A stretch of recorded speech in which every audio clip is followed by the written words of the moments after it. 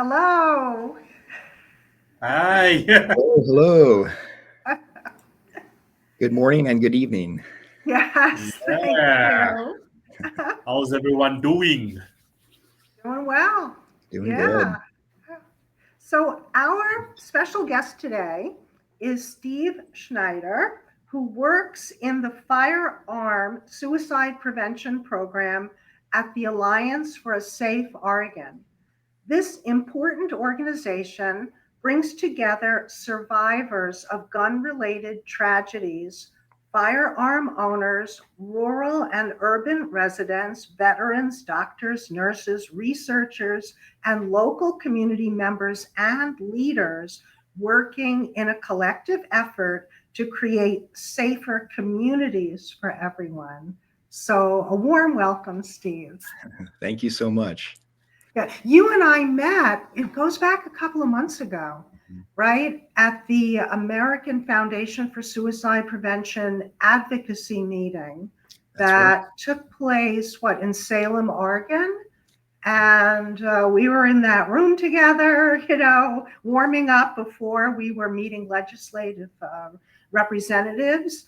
And I approached you. I told you about the Hold On campaign, and here we are today. So, could you perhaps begin talking about the organization and what led you to be in that organization? Absolutely. Yeah. Well, first, thanks for so much for having me here. Really happy to be talking with you about this topic. Um, so I'm the Firearm Suicide Prevention Program Director for Alliance for a Safe Oregon. We are a nonprofit advocacy org, and our mission is to end gun tragedies. We see here in Oregon, we see, especially in our metro areas, we tend to see a lot of more interpersonal violence, homicides, gang related activities. And in our rural areas, we tend to see higher rates of firearm suicide. And so the organization started really out as a volunteer led effort to really try to identify what is going on in the state. What's really driving this? Who are our most impacted communities, and what can we do about it? And it started out just volunteer led. The last few years, we actually became an established nonprofit C3, a 501c3, and had funding to have some full time staff. And so from there, we've just really been, in a nonprofit, it's limited resources, it's limited personnel. And so we really thought, hey, what's the, using what resources we have, what are the high impact areas that we can go out and start making connections with people and supporting some of these evidence-based things that we provide. But before I kind of get into that, maybe I'll tell you a little bit about what led me to this current role. Because some days I'll tell you, this is a stressful field to work in, but it's kind of funny. Some mornings I wake up and I'm just like, wow, I am just so lucky to be in this position. I've had a life trajectory that's kind of led me to this point, and I'm utilizing a lot of different experiences that I never really saw how they're connected together and how they're helping me out in this role. So I'll just kind of go back, because I think when we talk about firearm suicide, it's important to kind of understand the culture of firearms and gun culture in America. What we have here is unique, and there's a lot of layers to unpack with that. So going back, I'm originally from the Midwest, born in South Dakota, grew up in Missouri, which for listeners, that's a state right in the middle of the U.S. It's the Midwest. It's very agricultural based, very agrarian. And so I grew up in a very rural community where hunting, fishing, those are really, just cultural activities that are part of our heritage. And so from a young age, I started learning to shoot guns, was expertly trained by my dad, who, he had been taught by his dad and his dad before him. And so it was something that's really passed down from generation to generation, and really, had a lot of really positive experiences in relations to firearms. Growing up, it's a bonding experience. It's a skill set that you can learn and practice and build upon. And then for us, doing hunting, we're going out and we're harvesting meat. And so a lot of the meat we ate growing up was from that.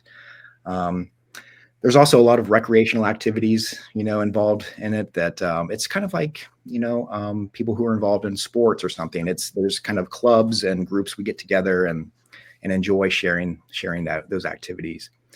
From a young age, though, I've always been really philosophically minded and very interested in humans and what it means to be a human, and really wanted to go and have some experiences that really kind of bring me to a place where I can kind of, be on the edge of understanding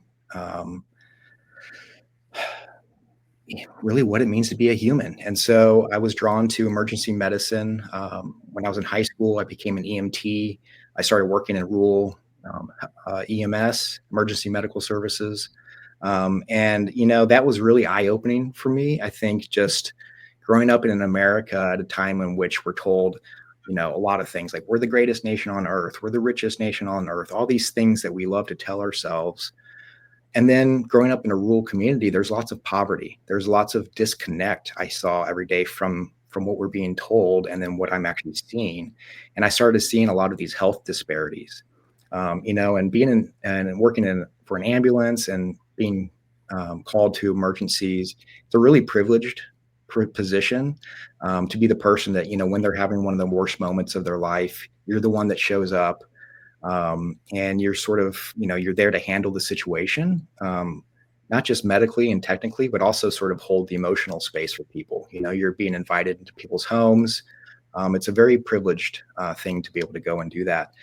And I just saw a lot of these connections between, lack of access to good health care, to dental care, poor diet, not a lot of economic opportunities, and how that related to kind of overall sense of despair. And a sense of, I think, grievance as well. And so I think that I became very sensitive to really trying to understand people where they're at, meeting people where they're at, and knowing that all around the world, humans, we're doing our best to try to take care of ourselves and others. But there are a lot of things in society that make that really difficult, no matter how much you try. So after working in that for a while, graduated high school, and then this is a post 9/11 time period. I have a strong history of military service in my family. 3 of my grandparents served in World War II. Uncle served in Vietnam. My dad was in the Army. And so I knew from a young age that I was already planning to join the military. And it just so happened that, 9/11 happened, and then we had the global war on terror. For me, I saw that as an opportunity to go and, again, participate in something that's bigger than myself, to learn new skills, and then also to be able to apply the medical training that I had to go and hopefully save some lives, knowing that a lot of people were going to be getting injured. And so I joined the Navy to be a Navy corpsman, which is an enlisted position. It's essentially a medical technician. Anywhere there's a sailor or a Marine in the U.S., there's a Navy corpsman that's there to help take care of them. And there's a very special role for Navy corpsmen when you go with the Marines. It's called a Fleet Marine Force. And you get specialized training in field medicine and combat medicine and how to operate and perform alongside your Marines. So the same training. And then you get assigned to different units. And so during that time, I kept, honing my medical skills, got a chance to travel and start seeing the world, and, really embraced this really special position you are as a medic in a combat team, where you're really kind of like the mother hen in a sense of your team. I'm there to, train alongside my guys and do all the tactics and the shooting and all that. But I'm also there to provide the medical support. So when anyone gets hurt, that's when I jump into action. But also it's holding a lot of emotional support for your guys. Part of the reason they say, hey, Marines go into battle and they're so brave is because they know they have a corpsman right there who's going to be taking care of them if they get injured. And that gives them a lot of courage. So it's a role that there's a lot of responsibility to it. And it's a very special thing, but it's also it's lots of layers to it, and it's a very challenging position as well. I feel lucky. I got to serve in some good units, deployed to combat, experience all the terrible things that come along with warfare. Um, Treated a handful of combat casualties, including gunshot wounds. And so that's kind of an example of, growing up with a primary positive relationship to firearms and then going to the military and being trained on a variety of weapon systems. And then when you go and actually deal with the consequences of how those are used, it's a very negative experience. It's something that's very, very impactful. And it really makes you question, who's making these decisions, what are we thinking as a species that this is still okay? How is war still legal? And so it's a very impactful experience that impacts everyone differently, right? You take 100 veterans, they're going to have 100 different experiences or perspectives, but generally I would say that I just saw over and over just the deep negative traumatic impacts on the people on my left and right.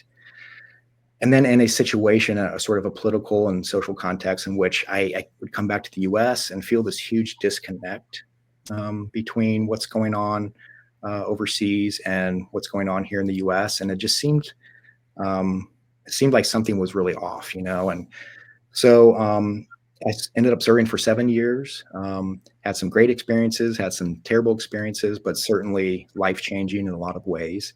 And I knew that I had sort of reached my limit with being in the medical field. By that point, I got pretty burnt out. And I was disillusioned with a lot of things, and I was very hurt, to be perfectly honest. Around that time, as started coming back from rotations, I started seeing a lot of my buddies as well struggle with depression, post-traumatic stress, traumatic brain injury. It's a really big signature wound of the global war on terror. And that really has really lifelong impacts. And I started seeing that on my buddies, and numerous of them would, there were some suicide attempts. There were some suicide deaths. Yeah, and myself, I will admit, I began struggling as well, struggling with PTSD, traumatic brain injury as well. I unfortunately got blown up a couple times and injured. But really, I think it's sort of the moral injury that hurts the most and really has one of the big impact. And that's not something that's often talked about.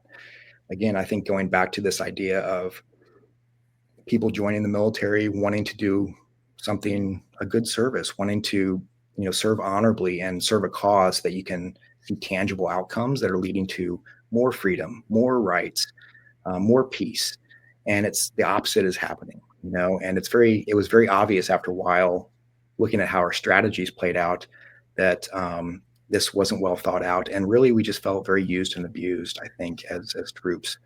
And so the moral component, I think, is really at the heart of a lot of, specifically with a lot of veterans, is really this disconnect between the value system that we come from, the value system that's really upheld in the military, and then the real lived experiences and realities that we see in combat.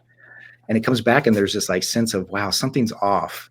I can't quite put my finger on it, but I think it's that feeling that really contributes a lot of times to the despair and disillusionment that a lot of veterans certainly feel. So for me, I knew that, hey, it's time to get out. I need to be pursuing something that's life affirming. I need to do something that is going to help me fall back in love with humanity, that's going to redeem a sense of being human. And so luckily, I knew, hey, I wanted to go to college. And luckily, you get the GI Bill when you serve in the US, so that's going to pay for your college. And so I very, by chance, came across this college program called Global College of Long Island University, because I wanted to study abroad. I wanted to go out and see more of the world and really, really see the beauty of humanity. And so I found this program, and it's a study abroad program where you spend every semester in a different country. And so I enrolled in that and, got out of the military. A couple months later, I was in college. And my very first year, I participated in a just incredible program called the Comparative Religions and Cultures Program. And flew to San Francisco, a little bit older, non-traditional student, met up with my cohort of just some of the most incredible, loving, curious, and courageous human beings I've ever met. Just people with a heart of just open heart and just a willingness to go out and be vulnerable to the world in order to make connections and grow. And we spent that year in Taiwan, Thailand, India, and Turkey, visiting temples and living with monks and visiting ashrams and participating, where it's a very experiential learning experience where we go and we spend time with people and really try to understand from their viewpoint the way they view the world. And so it was just an incredible opportunity for me to go and not just learn about the world and actually gain knowledge and skills, but to really take a deep breath and actually learn, like, meditation and spending time with people who are just extremely compassionate. And oh gosh, it was really probably one of the best things I could have done for myself. And it's really something I encourage to anyone listening, especially veterans, if you have an opportunity to get out and get out of your home culture and context, and go spend time in other places, because it can be a really redeeming thing, just to sort of expand your awareness of what is possible. And so ended up doing that program, and then the following years studying in China, Australia, Denmark, Scotland, Spain, and Japan, and then finish up my degree in New York City. And so it was just an incredible experience, very, very healing in a lot of ways. But unfortunately, during those years, around the time that a lot of my guys I served with were getting out, and I would come back and visit them, and gosh, just, everyone was depressed. Everyone had PTSD. A lot of folks were really struggling with suicidal ideation. And then myself, when you're in the military, it's a very structured sort of a communal organization. If you do your job, you're going to be taken care of. You got the food, jobs, training. It's a very kind of a cool, almost a socialist in a sense environment. And then college is very structured as well. And so by the time I got out of college, I'd sort of been delaying some of my own mental health care, just, because how the schedule and agenda was. But at that point, it was sort of like getting released into the world, as an adult, had all these wild experiences. And they're like, okay, here's your diploma, good luck. And I'm like, oh, okay, now the real challenge and adventure begins.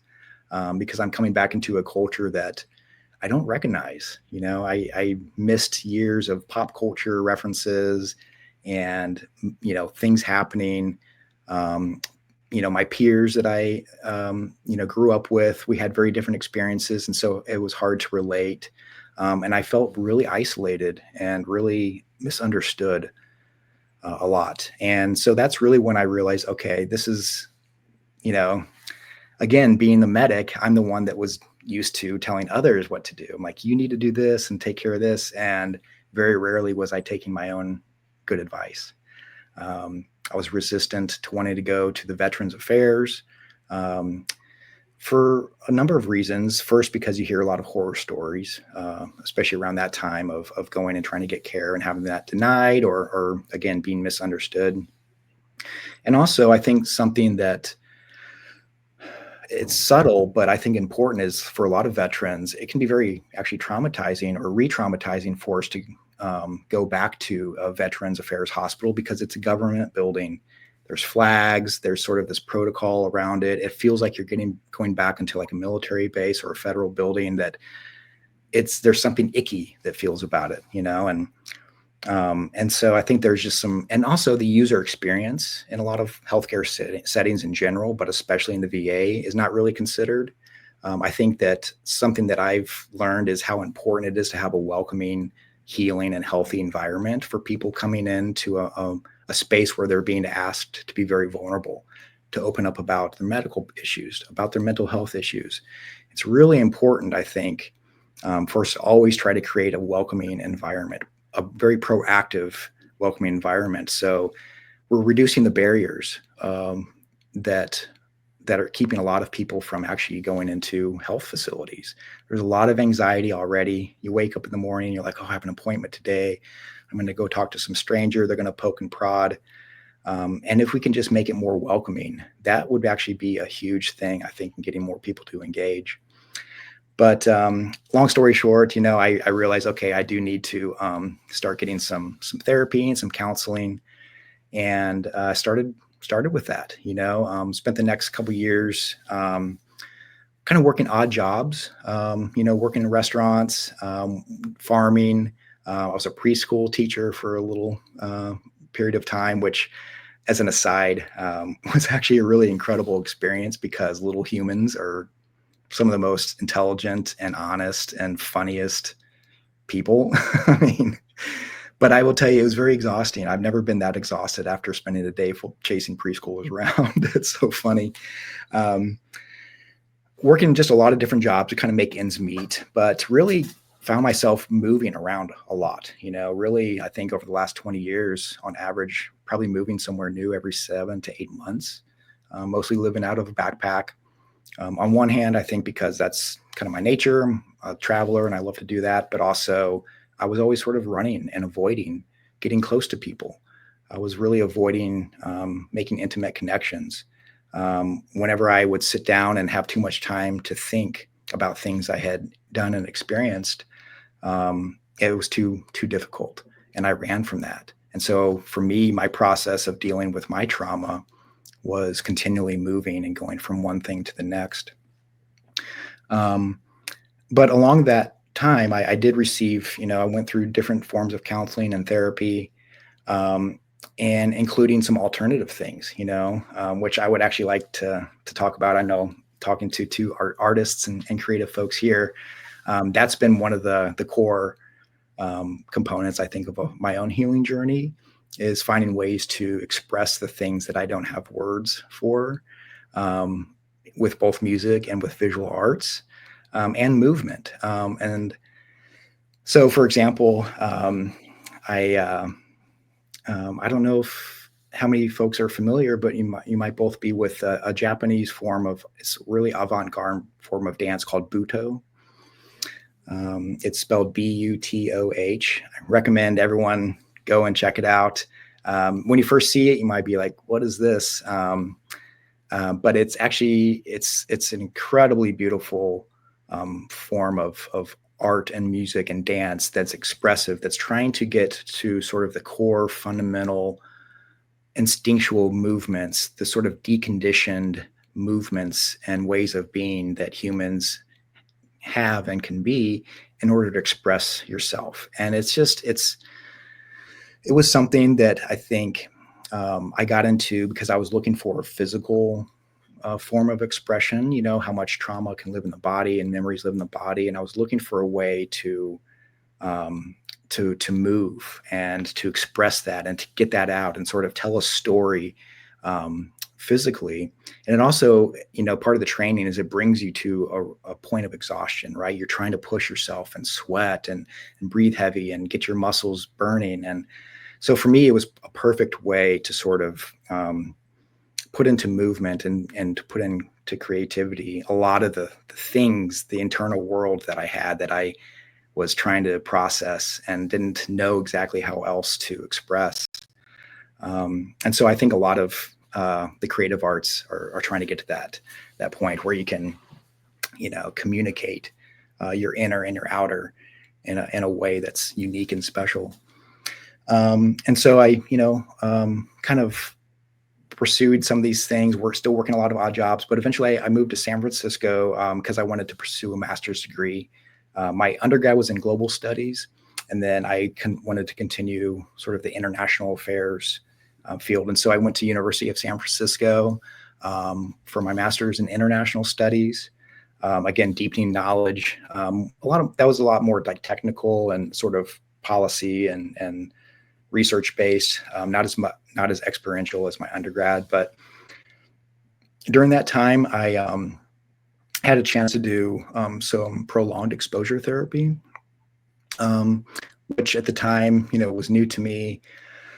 And um, I really went all in. I knew that I really needed a change. I really needed something that was going to really help me kind of crack this sort of shell that I had built up around some really deep things that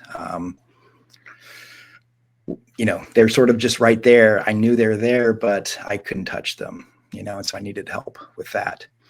And so I went all in, and I would say that's kind of an example of the intention was good, what I was doing. And I worked hard to try to find a therapist that was a right match for me. But that actually didn't happen. It was actually not a great experience.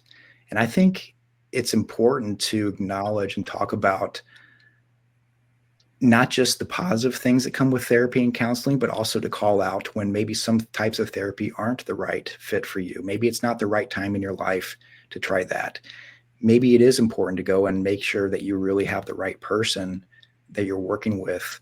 And that was a huge learning for me, is that the intention was there. I put the effort and energy into it.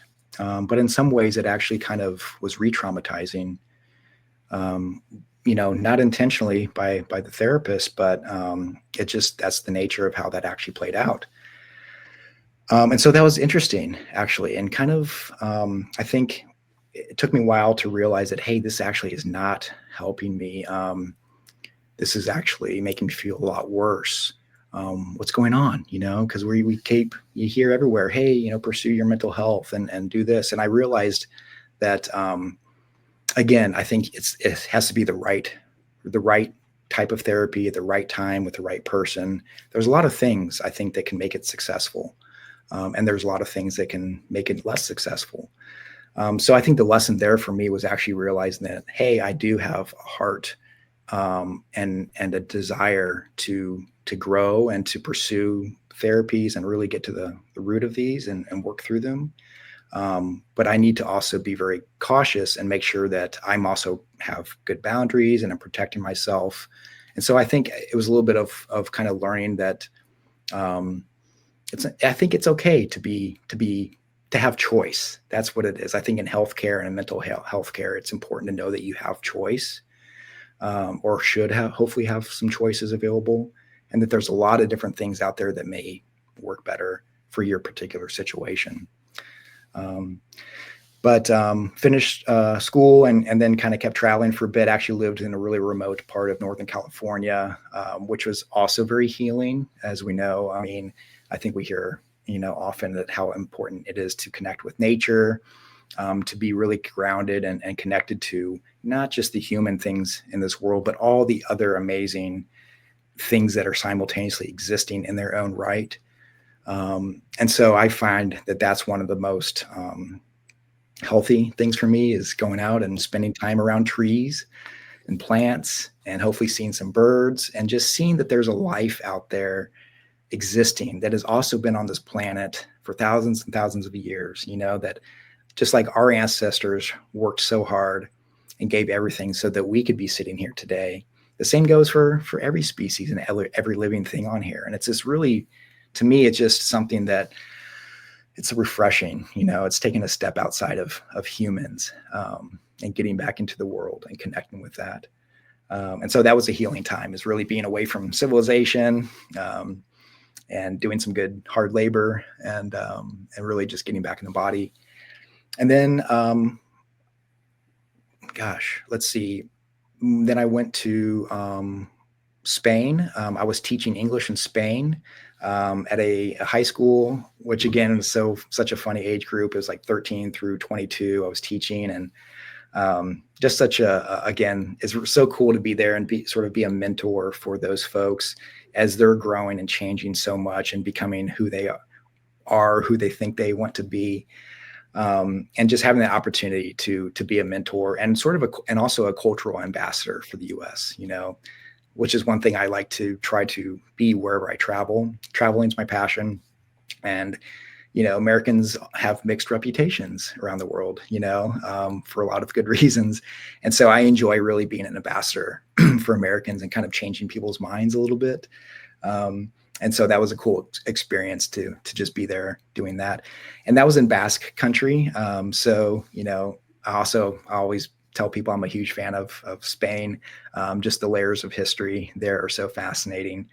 And it was funny too, because in the public high school I was teaching, I mean, it's a lot of course, local students, but we had a lot of immigrants and refugees coming from different places around the world that had settled there and were enrolled in my school. So I remember showing up, and first of all, their primary language there is Basque, which is a very interesting language. It's a very ancient language, unrelated to other European languages.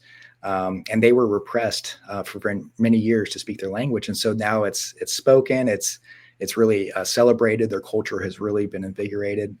And so these poor kids are coming from other countries. They have to learn Basque, which is challenging. And they have to learn Spanish, to be there. And then I show up and I'm like, hi, I'm going to teach you English, and then they're just kind of like, oh my gosh, how am I going to do this? But it was a really cool experience to share that. I will say too, one thing that I noticed was really impacting the mental health of my students was social media. In the mornings, the kids would just come in looking like zombies because they'd been up all night scrolling. And I asked them, I'm like, why are you so tired? Oh, I don't know. TikTok? Yeah, it's because of TikTok, because they're sitting there scrolling because it is so addictive. And I just saw the actual impacts on them, their academic performance, their motivation, their enthusiasm, the way that they would talk to each other and sort of judge each other based on the trends. And so it was kind of interesting for me to see that social media has had, amongst all the, I guess, wonderful things it's done, it's also simultaneously had a really, I think, big impact, and not necessarily a positive one, on our youth. And so I think that's interesting and concerning. But I finished up my teaching contract in Spain and was kind of at a point where I was like, you know what, I think I am ready to maybe settle down for a little bit and kind of try that, to live somewhere where I'm happy, and to really try to find a job that has a mission, that has a purpose, and that I can take a lot of my different experiences and put them into practice. So moved here to Oregon. I've always loved the West Coast of the US.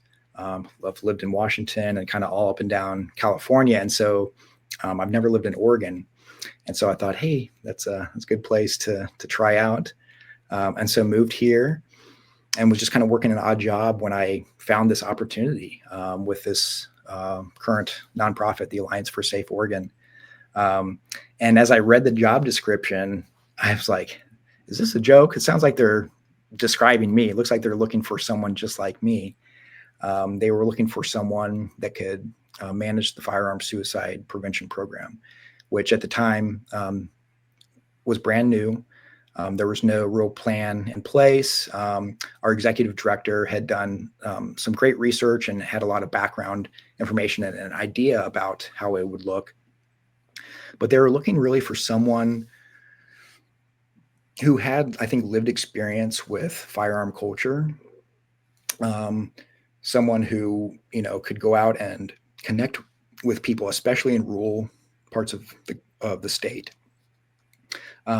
Because often in this work, especially in gun violence and firearm suicide prevention work, it tends to, and traditionally or historically, it's tended to come more from let's say a left-leaning, a more liberal kind of background, tends to be,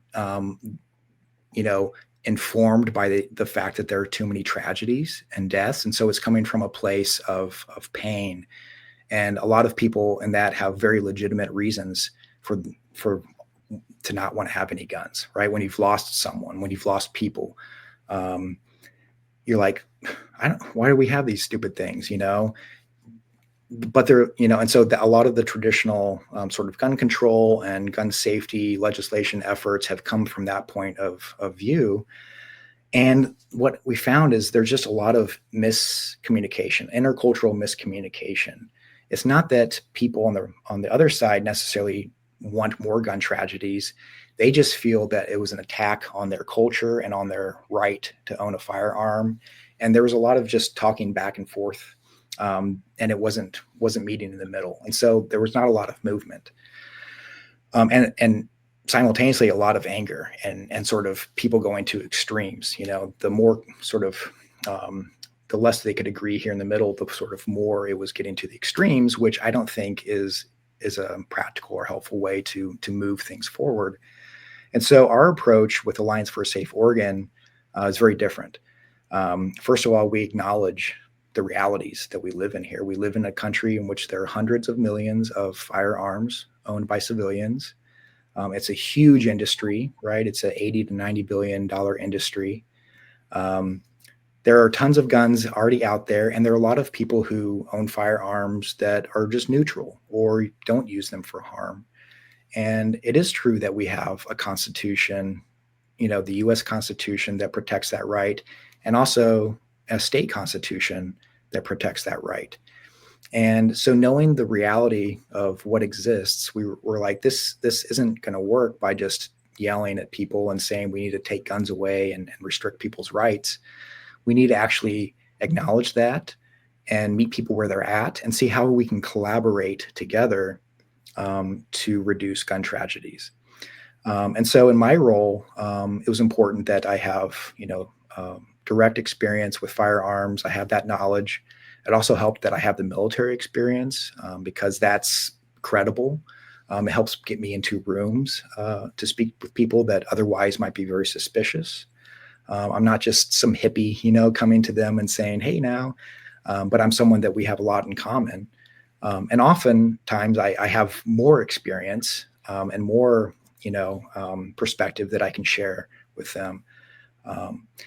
And so this role really was like, how do we, again, using the limited resources and time and staff that we have, how can we go out and build a program that is going to start really meeting people where they're at and really giving the right information to the right people who can have a big effect and who can really be part of the solution to ending gun tragedies.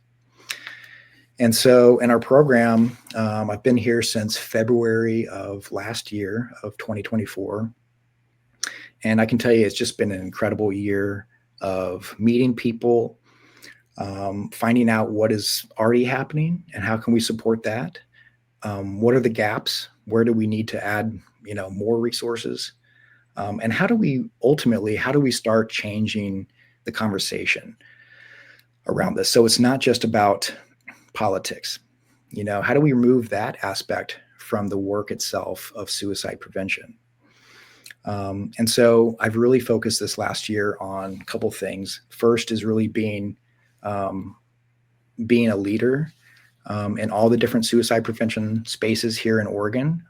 So that means being involved in a lot of the different suicide prevention alliances, like the Governor's Challenge team, working with the VA suicide prevention folks, and then a lot of the local little efforts where it's often one or two people, sometimes just volunteering, just putting their heart out there to try to help people.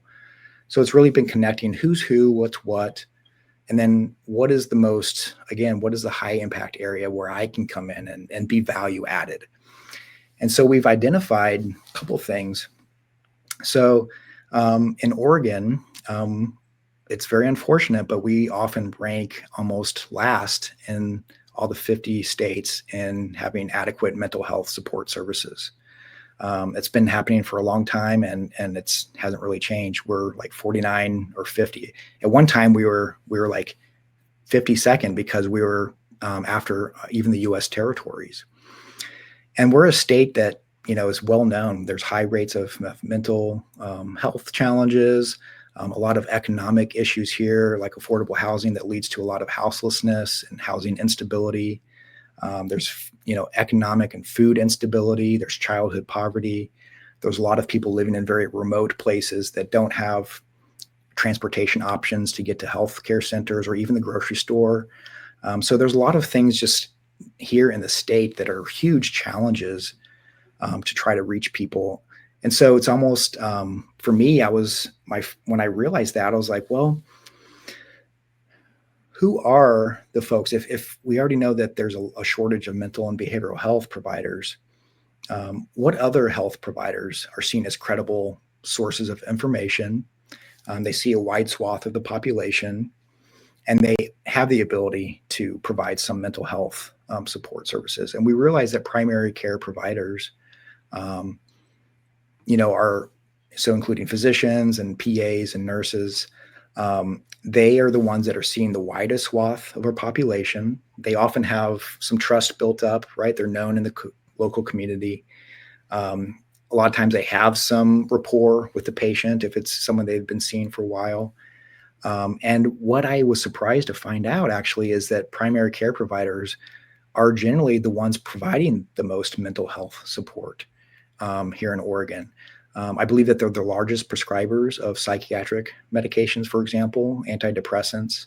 They're often the ones doing the suicide screening or asking questions about depression.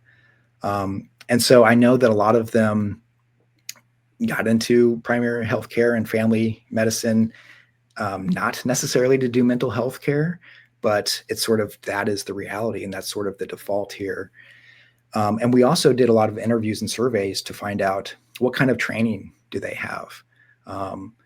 And if they don't have training in this, how can we bring that to them to help them have that ability? And so we realized that a lot of them are unfamiliar with like suicide screening, with lethal means counseling, or helping someone put some time and distance between themselves and potential lethal means during a time of crisis. And especially a lot of them didn't have any competency in firearm culture, which was reported to us. That's the primary reason why a lot of primary care doctors weren't talking about firearms in the home and firearm safety with their patients, because they felt bringing it up, if they didn't have the knowledge in it, they were actually just going to anger their patient. Their patient would react, defensively, and then that would sort of break the trust in that. And so my thought was, okay, how do we, if that's the case, if these are the folks that we're asking to provide this counseling and to be able to provide, do the safety planning and be able to speak intelligently and sensitively with their patients about guns and other lethal means, how do we very quickly give them that information so they can utilize it? And so we, working with a couple of doctors, I've developed a curriculum that is designed specifically for rural population serving doctors and nurses and PAs. It's a firearm cultural competency course that includes lethal means counseling and safety planning. And then we do some role playing so that they have a chance to actually practice those. The idea is that they can take this course in its full iteration. It's 4 hours long, but we can break it up into chunks because it's really hard to get doctors into a room for 4 hours at a time. And so we break it up into chunks if needed. But the idea is that they can take this course and go to their immediately next patient encounter and already be able to provide that counseling.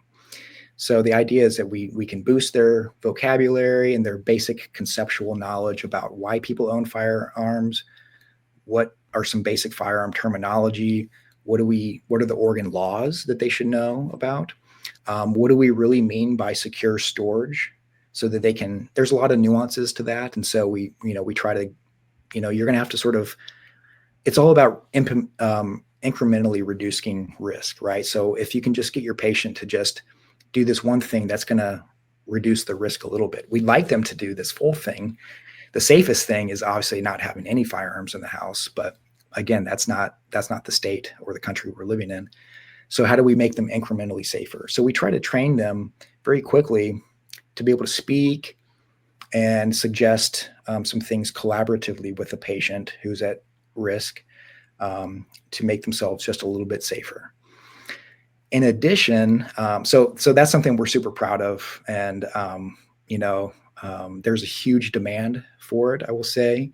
In fact, this year we're going to be doing some, hopefully, accreditation for that course and a train for trainers, so we can get other folks going out and doing that work. But there's a huge demand and hunger for it. There's a lot of doctors that are just like, gosh, we understand the scourge, the pain in our communities of suicide in general, and specifically firearm suicide. And so they're like, yes, we want this training. We want these skills to be able to apply that. So really, it's a matter of capacity, and logistics, getting that training to them. But the other component of the thing is we recognize the importance of secure firearm storage in the household. I'm always going to be someone who's preaching gun safety. And a lot of firearm owners are aware of the basic safety rules, except for secure storage. Now, there are a lot of firearm owners who understand, hey, these are expensive, these are dangerous, we need to keep them effectively secured. Absolutely, there's many of those. However, we also know that there are a lot of gun owners that do not keep their firearms effectively secured against access by someone who should not be accessing it. Whether that's just lack of knowledge or just habit, right? I mean, humans are humans. We can be pretty lazy.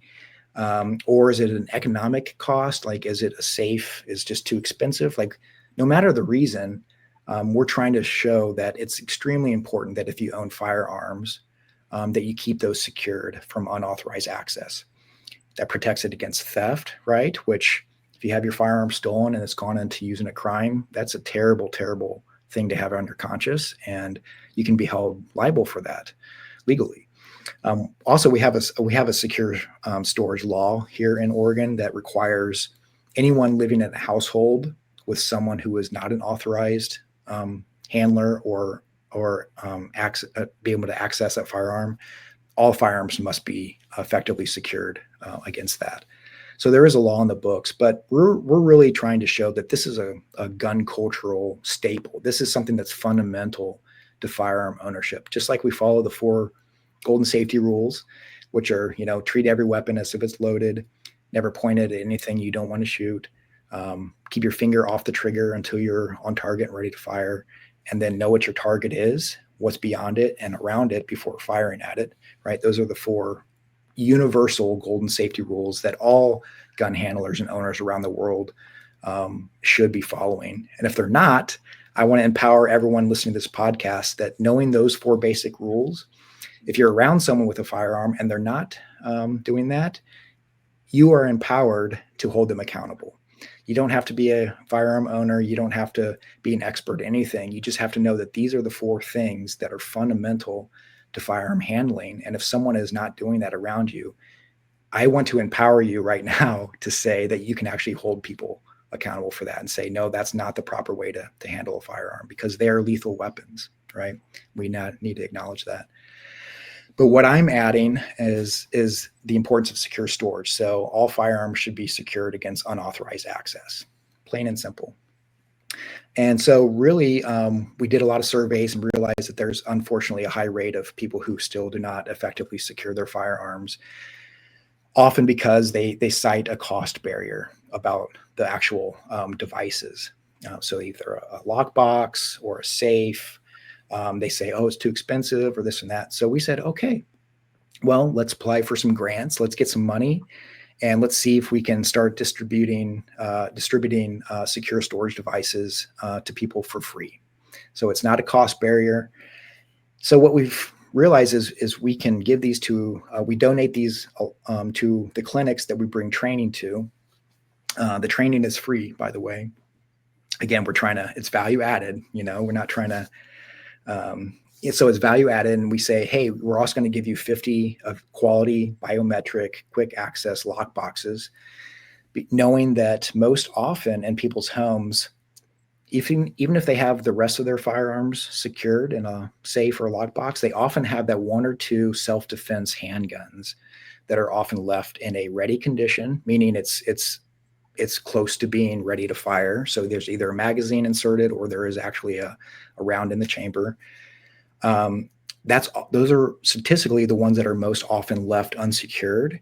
And those are often the ones that are most often used in firearm suicide attempts and deaths, and also in unintentional shootings by unauthorized access. So kids, right? Kids are very curious.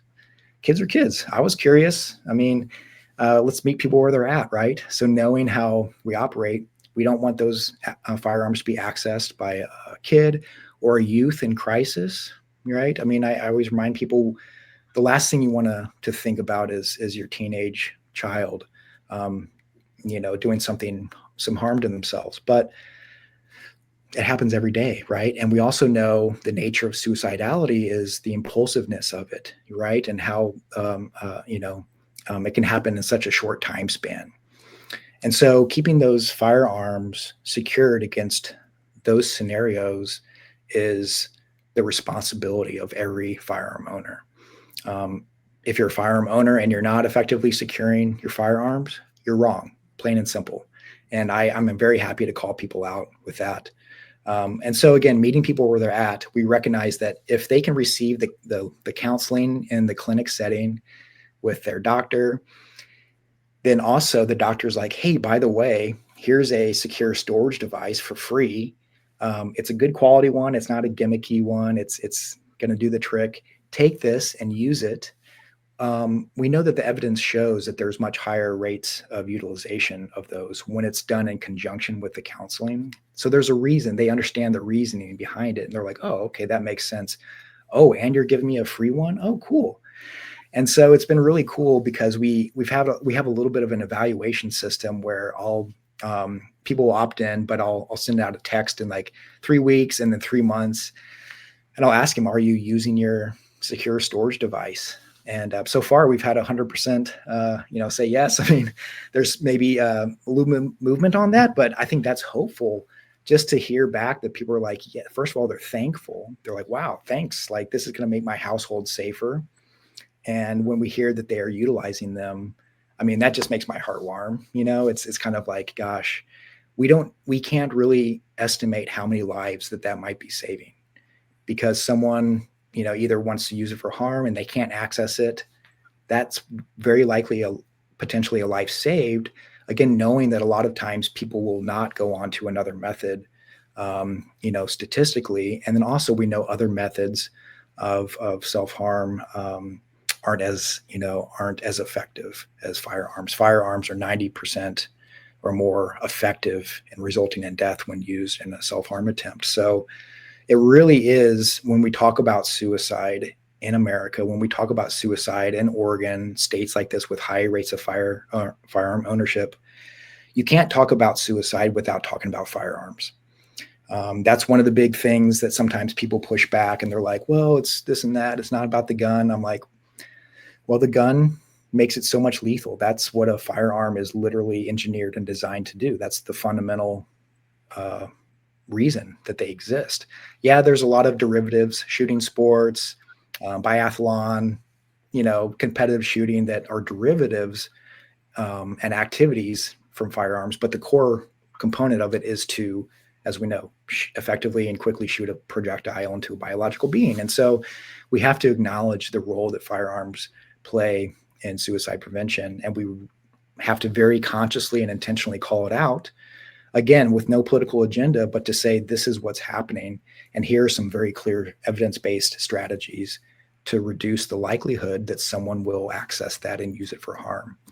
So for me, that's like a mission. That's like my mission is like increasing rates of secure storage, increasing understanding among our general population that when we talk about firearm violence and firearm suicide, everyone is empowered to be part of the solution. This isn't just something that's happening to people in cities if you live in a rural area. And for people in cities, firearm suicide isn't just something happening to people living in the country, right? If you're an American, it's very likely that you have been impacted by a gun tragedy, just statistically speaking. So everyone has likely been impacted. And a lot of people feel, I think, helpless about what to do about it. We see it on the nightly news, the terrible stories. We hear this, we hear that. My mission is to tell people that you are empowered to be part of the solution.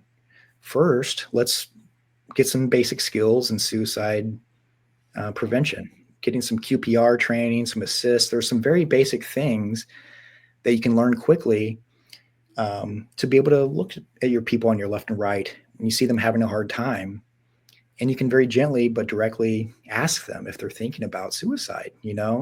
A lot of, again, we know working in this space, there's a lot of myths and misconceptions still about suicide and suicidality and suicide prevention.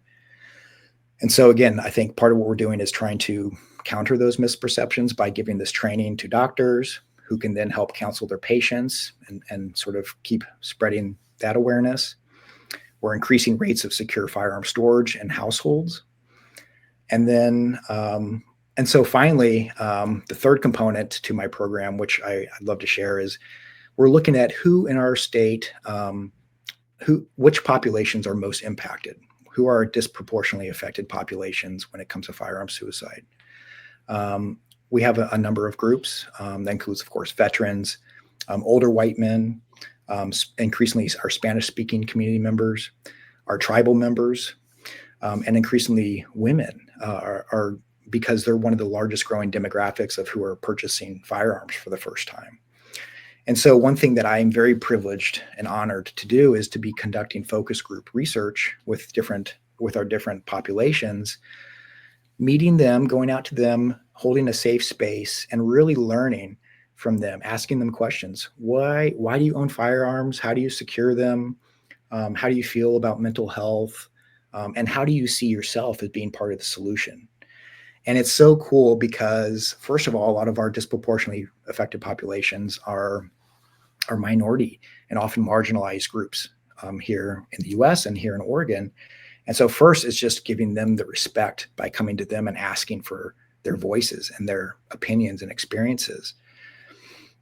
And you see what's interesting, the similarities between the different populations in terms of why they own firearms and how they own them, but also the differences. And those differences are really interesting because that gives us a lot more insight into how can we better message to them around the importance of secure storage. It's more culturally and socially appropriate. It resonates more. How can we speak about this in a more mental health in a more culturally appropriate way that is respectful to them? And so it's giving us a lot of information, and really, I mean, it's been fascinating just sort of intellectually for me,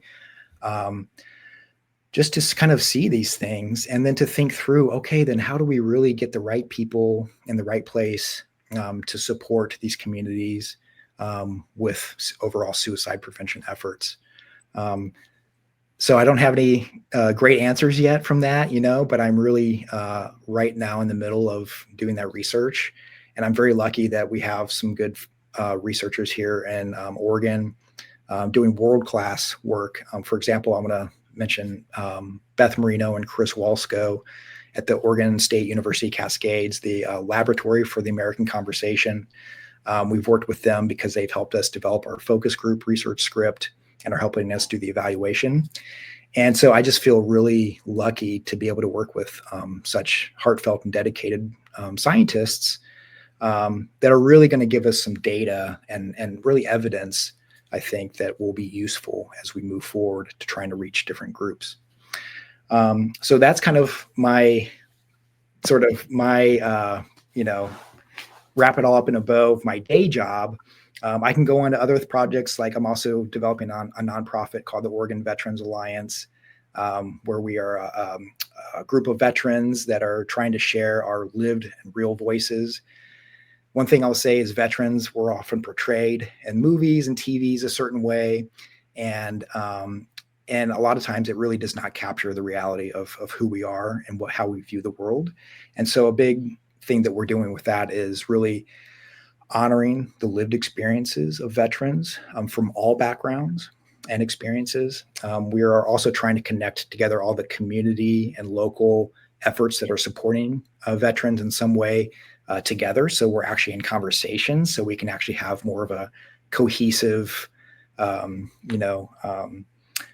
of a strategy, a unified strategy across the state. And also so someone living up in like the Northeast of the state can know about a service down in the Southwest, for example. Right now, there's a lot of just local things happening. So that's another thing that I'm working on with some really great people. But I can tell you, biggest challenge I think with this job is just seeing how much need there is out there and how much um,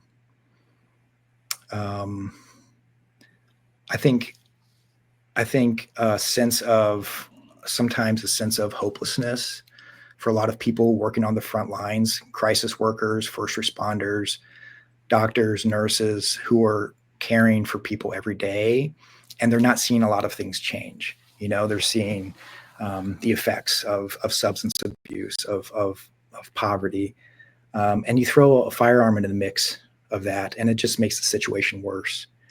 And so the biggest thing for me is really trying to think strategically how to manage with the capacity that we have. How do we, do as much as we can right now to be empowering people to be part of the solution.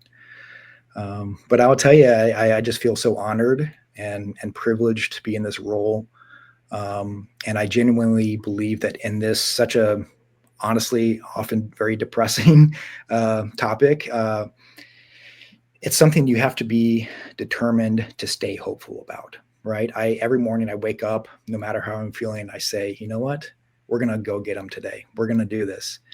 It doesn't matter how I'm feeling. I mean, I'm not saying it doesn't matter how I'm feeling, right? Self-care is obviously very, very important. But I think it's the attitude of saying, you know what? I envision a better world. I envision a brighter future for people, a world that is free of gun tragedies, an America that has a sort of a renaissance with gun culture where we really look inwards and we ask ourselves, is the gun industry really working in our favor? I mean, when we're putting more and more and more firearms on the street every single day, are those just going into the hands of people who are actually using them responsibly? Or is there going to be some saturation into areas in which people are not using them responsibly and they're using them for violence? What is the balance? We need to have a reckoning as a country and really ask ourselves, where are we heading? What is the spiritual heart of what we want to be as Americans? Do we want a country in which every baby is issued a gun at birth? I don't think so. I think we want to live in a country in which people can walk down the street, kids can go to school, people can go to their places of worship, and they don't fear gun violence. That's the world that I envision and I'm working towards. And I can tell you it's an honor and a privilege to be on that journey. So. Wow. Yes. Wow. Thank you, Steve. Wow. Yeah. That sums up the show. Yeah. I mean, from the problem to the solution to an extraordinary journey. I mean, you can't solve gun control or suicide by gun in one show or 10 shows, but you have shared like critical tips on what we can do globally, collectively, to attempt to make it better. We can't promise anything, but we can try with these tips that you've shown. Thank you. Absolutely. On a personal level, I wanted to share that my then father-in-law had died by gunshot suicide. Right? He was having a difficulty with alcoholism. He had a chronic lung disease and, had an oxygen tank with him. I think there were some personal problems, relationship problems he was having, and he impulsively decided to end it by suicide. If he didn't have that gun available, perhaps he would have worked it out and stayed alive. And I'm thinking too how just this weekend was Mother's Day, and I was looking on a Facebook suicide survivors loss page, and sadly, postings about my mother died by suicide. I'm a mother, my child died by suicide. My spouse, who was a mother, died by suicide. My grandmother died by suicide. And as you know, here in Oregon, suicide is the 10th leading cause of death. In the United States overall, it's the 11th leading cause of death. And at the American Foundation, that meeting that we went to, they shared that in 2023, so I think that's the most recent statistics, right? that it had gone from the 10th leading cause of death to the 8th leading cause of death. Yep. So on the one hand, this is so depressing, right? Here we are celebrating Mother's Day. I'm sharing with Kino about what my Mother's Day was like, but we shouldn't lose sight of all the sadness, tragic loss all around us. Absolutely. Right. I want to ask you, Steve, a specific question, because I was thinking that, of course, one needs to secure the weapon, especially in all cases, but especially if you have a child in the home, right? Or there's going to be young people visiting your home, etc. But here's my question, in a way, playing devil's advocate, right? What if I'm someone who lives alone, right? And I'm sometimes thinking I want to end my life, and I like the idea of having my gun readily handy, or I know the code to my secure lockbox. So what difference does it make for me if I live alone to have my gun locked up? I wonder, do people bring that up in conversation with you? They do. In fact, first of all, thanks for bringing that up. That's something, it's a conundrum, I will say. It's something I wrestle with a lot. And,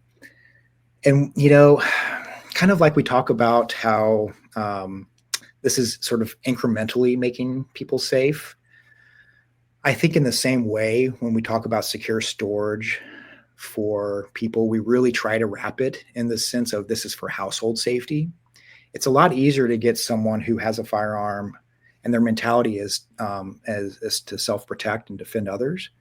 They're thinking in terms of how do I keep other people safe, right? That's kind of a primary motivation. And so one of the values that we can connect on when I teach the doctors, like, what is the underlying value that you're expressing and they're expressing? They're saying that they want to have readiness to protect others, and they value safety and security, right? So how can you use those values to motivate them to improve their secure storage habits?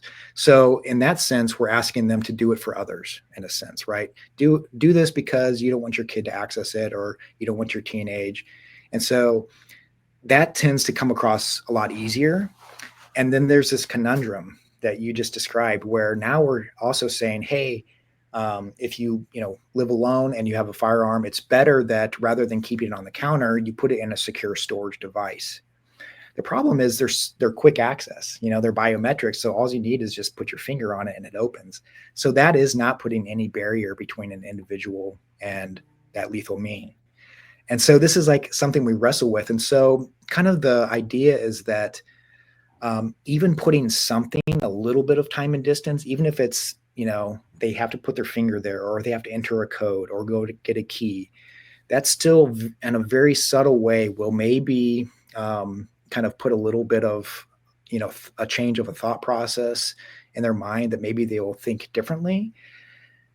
I'm cautious about that. And so what I also recommend to everyone and to doctors to encourage people is say, put something in your safe that reminds you of something that is worth living for. Put a picture of your kids, put a picture of your dog, put a picture of, put a CD in there that reminds you of something that will, it's having a proactive mental health safety plan.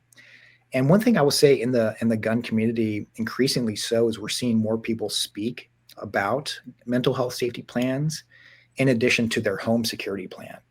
We're saying you got to have a home security plan that protects you from, potential threats from outside, but what's inside your home that's protecting you from yourself when you're having a really, really bad day? What's one or two things that would, when you're in a rational state of mind, you would think that's worth living for? Put that in your lockbox. For me, I've got a couple of things in there, some photos, friend, like little doodads that I have just in there, just as my own mental health safety plans, so that it's a little something to remind me and take me out of that crisis mentality. So it's a good question, actually. How do you, for an individual, really put effective time and distance between themselves? I don't have a great answer beyond kind of that right now. I would always recommend have a plan if you're feeling depressed. Call a friend. Have a plan to call a friend and say, hey, can you just get this gun out of my house for the next couple of days? I'm just not feeling great right now. Again, the issue with that is we know psychologically is that's hard for someone when they're having a hard time to think beyond that, right? It's hard for them to make some executive decisions, to think that rationally. That's why we emphasize always keep your firearm secured in some sort of device, because that physical thing may put a little time and distance barrier. And then B, have some sort of a mental health safety plan and something that can remind you of what's worth living for. I'm thinking there could be, how you use the word safety plan. There are written safety plans, yeah. Right? Warning signs, people I can call, professionals, right? Distractions I could do. I wonder if that could also be in the lockbox. 100%. Yeah. And then another thought I had is, can there be a timer put on the lockbox that it's going to open in 10 minutes or 30 minutes? I would say, I like the idea behind that. I would say I haven't met a single gun owner that would want to do that. I think just the very nature of having the immediate access. I don't know. We could do the same for a fridge or something, maybe, yeah. I understand. I think it's a great concept. I think it's just that kind of fundamentally. In case of an emergency. Yeah. And that's really the emergency, and now you have to wait 10 minutes, Yeah. Because you want to use the gun. In learning about gun safety, about suicide prevention, most recently, it led me to a change in my own behavior, something that I had never thought of before, which is I have a daughter and she has two young children, a 7-year-old and an 11-year-old. And sometimes they do sleepovers at other kids' houses. And I suggested to my daughter, and she lives here in Oregon too, I said, I think you should ask these other families, do they own guns? And are the guns secured in the home? Mm-hmm. And if they do have guns, do they have them in the car? And are they also secured? Mm-hmm. I think that's a good idea. And something that it's like the air is invisible around us, right? Or the water is invisible to the fish. That this is something that should be part of having a sleepover, to know whether there are weapons in the home.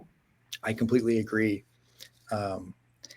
I think that's wonderful. And I think it's so important to be and this is what I talk about when I say we're empowering people to be part of the solution. I love that, to be empowered to be part of the solution. Yeah, because it all starts with talking about it, right? We haven't solved any problem, as far as I know, in human history that we haven't talked about.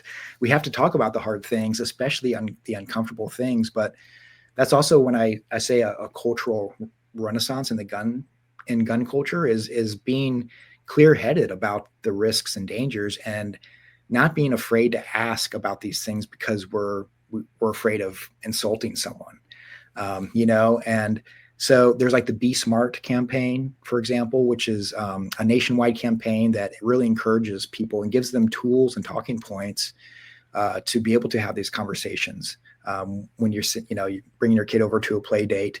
They give you some scripts to be like, how do you bring this up in a non-confrontational way, where first you kind of have to assume that people have guns nowadays. You just should assume, right? In Oregon, overall, it's around 50% of households and in rural areas it's higher, and in metro areas it's lower. But so you have to assume that there are firearms in the home. And so rather than being like maybe asking, it's more like sort of just assuming and being like, hey, like what kind of a secure storage device do you have? Or sort of a collaborative way that's like, hey, my kid's coming over here. I really appreciate if you keep your firearms completely secured for the duration. We're teaching my kid about gun safety, but we want to make sure everyone's safe. I think just sort of people just starting to talk about it openly. And I think it all starts with just having some basic understanding of gun culture, having the safety rules. Again, anyone can hold anyone accountable for those. And then knowing also that there's a law. So if you're bringing your kid over to someone's home and they have firearms, they are legally required to have those firearms secured against access from anyone who should not be accessing them. So if there's any pushback, then you say, well, this is unfortunate. I can't bring my kid over here, but there's a law, and it's a good law. It's saving lives. This isn't, again, it's not politics. That's the reality that we live in. So I think that the more we talk about this and encourage each other to ask those questions, and I think that's where we're going to see the cultural shift, hopefully.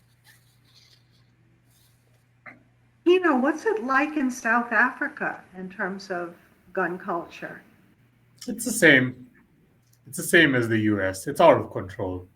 It's the same. I can't say things are better, compared to Australia, which we found out, what was it, like a week, 2 weeks ago, with our previous guest. Yeah, 2 guests ago said it's not so bad as it is in the US. But in South Africa, it's the same. It's out of control. I'm not too sure on the exact suicide rates, suicide by gun, but as far as gun control goes, there is no control when it comes to it. Mm-hmm. Rarely do I hear of a case of, someone has shot themselves. I mean, most of the time it's overdose, it's or someone has hung themselves, poison, those are like common trends when it comes to suicide. So I don't know the exact stats, with suicide by gun, but as far as gun control, there is no control. Mm-hmm. Yeah, that's curious. I'm actually really curious now to kind of compare the two countries, since you've said that. Yeah. So the same advice you're giving, Steve, and the tips, will apply in South Africa. Oh yeah, it will apply. It'll help whoever from South Africa, who does listen to the podcast. It will apply. Absolutely. Yeah. I mean, there's been situations, where it's not suicide, but where one teenager has taken out the gun out of their father's wherever safe under the bed and shot someone else, shot one of their friends, shot a family member. We get those sort of cases. Mm-hmm. It's not suicide, but those sort of cases. So it still comes back to gun control.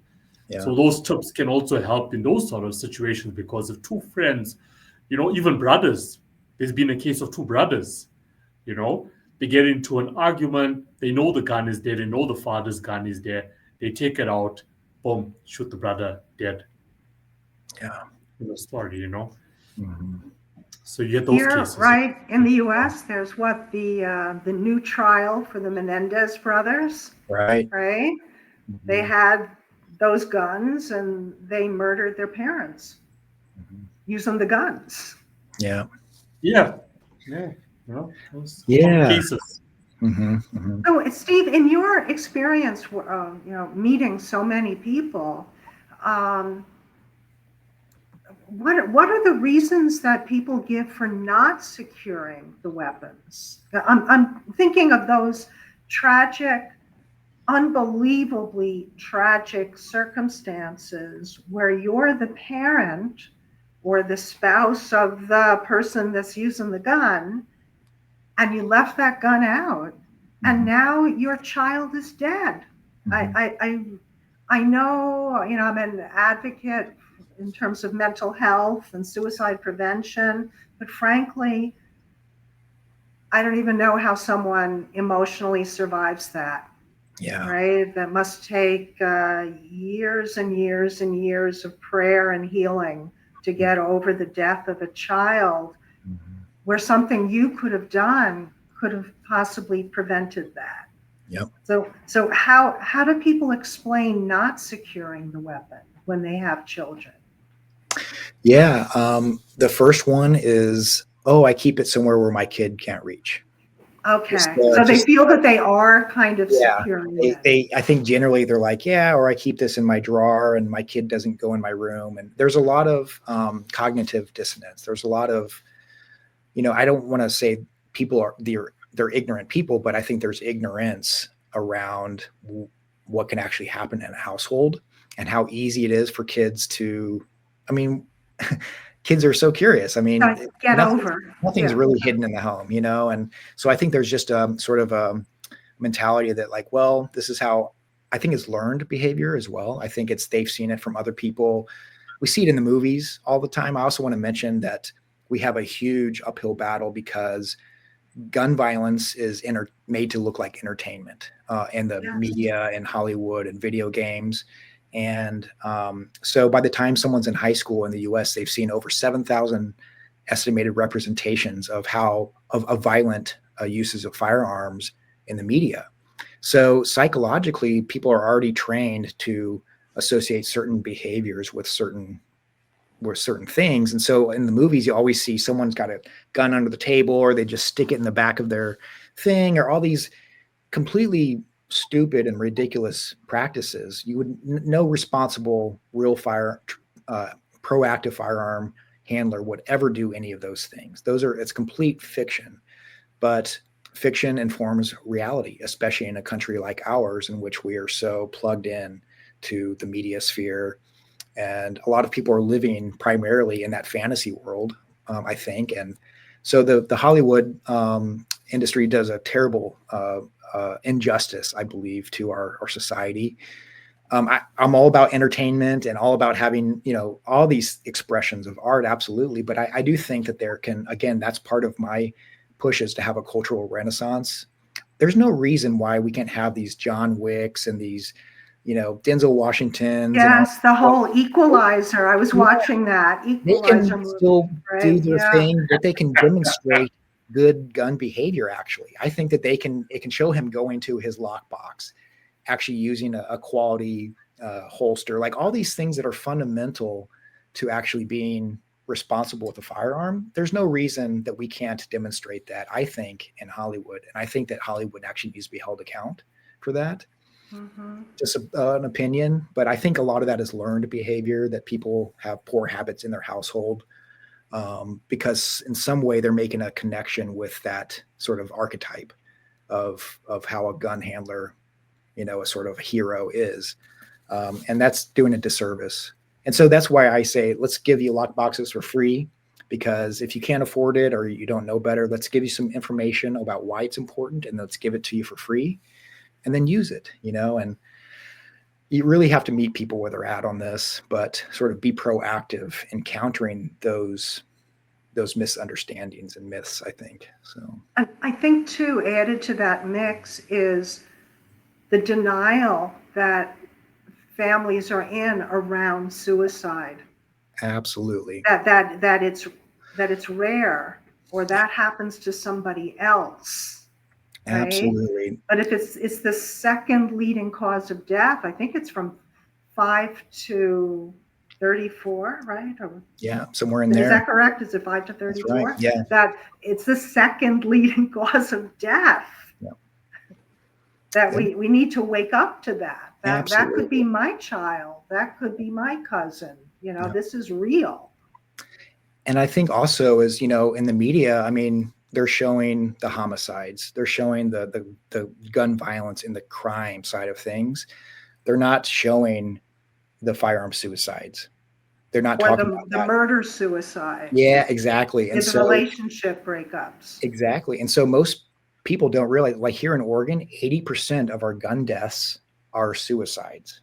So 80%. So the majority of deaths from guns are suicides, not just in Oregon, but nationwide.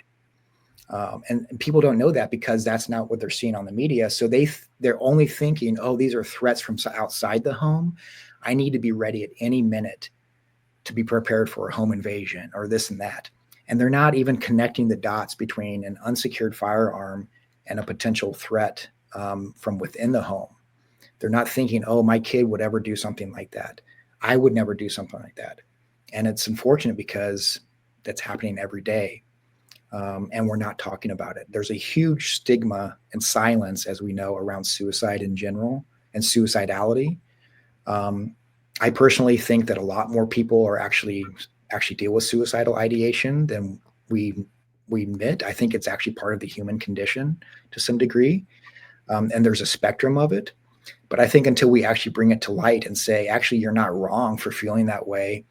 Actually, your body and your mind is telling you something. Actually, we know there's these different parts in ourselves that handle different things in our life. And sometimes that is taking over. And it seems like that's the best option for someone.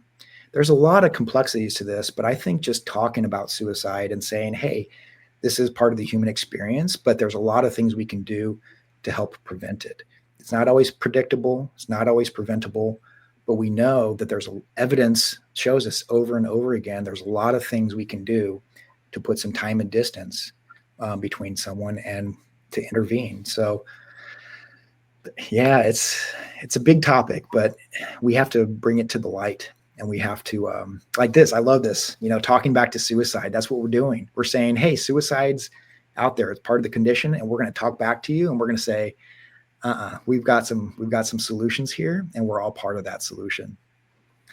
So. Oh, big sigh of thankfulness for you joining us today, Steve.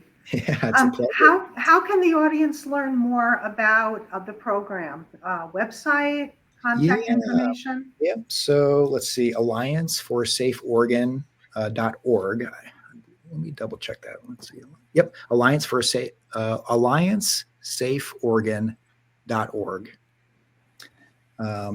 That'll be our website that kind of goes through our programs. You can learn more about the metro area. A lot of things we're trying to also have sort of a toolkit that we're putting together on our website that if you are interested in reaching out to people or doing social media posts or raising awareness in your own organization or community, we want our website to be a resource hub. People can come and get the wording or the data, and they can use that. So we're trying to use it to empower people, again, to be part of the solution. But I even will say, I don't know if is it appropriate to put my email on here. I think that we have an email on the website. I am more than happy to talk to anyone, to present to any organizations. We do community presentations all the time. I just want to be ambassador for this stuff. So may I, the email that you and I have communicated with, can I put that into the written description of the podcast? Yes, I give you permission. Okay. Yeah, I'll do that. Yeah. Any final words you want to say, Steve?